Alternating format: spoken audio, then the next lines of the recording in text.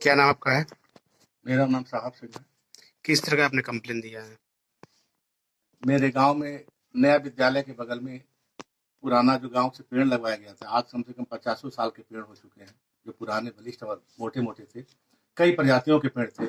हमारे यहाँ के प्रधानपति अब्बास अली जबरदस्ती कटवा लिए पेड़ों को, और हमने आपत्ति किया कि मेरे गांव के लोग उस पेड़ में अपने यहाँ से पानी ढो ढो करके जाके डाल के किस तरह से पाले हैं।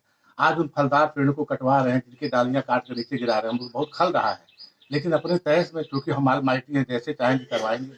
हमने कहा नियम आपके लिए होता है, कहा मेरे लिए कुछ नियम नहीं होता, हम जो चाहेंगे तो करवाएंगे, बिना पट्टा के, बिना किसी कार्रवाई के, बिना किसी लिखित के, मनमाने ढंग से करवाए।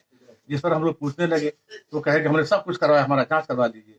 और बाद में जब ऑब्जेक्शन हमने किया लिख करके, जबकि इसके संबंध में हमने तहसीलदार महोदय से इसके पहले एक बार लिखित लिया था, पुराना प्रधान भी पासवान जो था वो करने जा रहा था पट्टा। हमने कहा इतने फलदार पेड़ हैं, पेड़ कठिन कई काष्ठ प्रजाति के पौधे हैं, अगर इनको काट के फेंक दिया या इनके बर्बाद हो जाएंगे तो ये क्षति कहाँ से पूरा करेंगे, राजस्व क्षति हमारे ग्राम सभा का।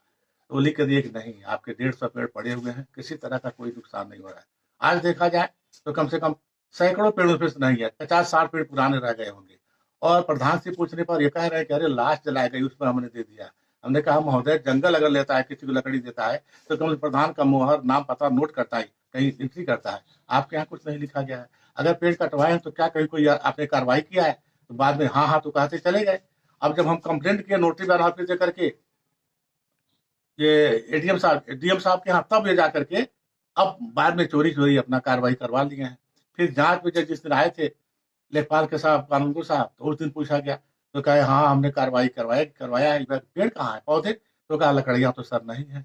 हमने लकड़ियां बनवा दी, अनुसार देखिए मनमाने ढंग से बेचे हैं, अब जाल बना रहे हैं।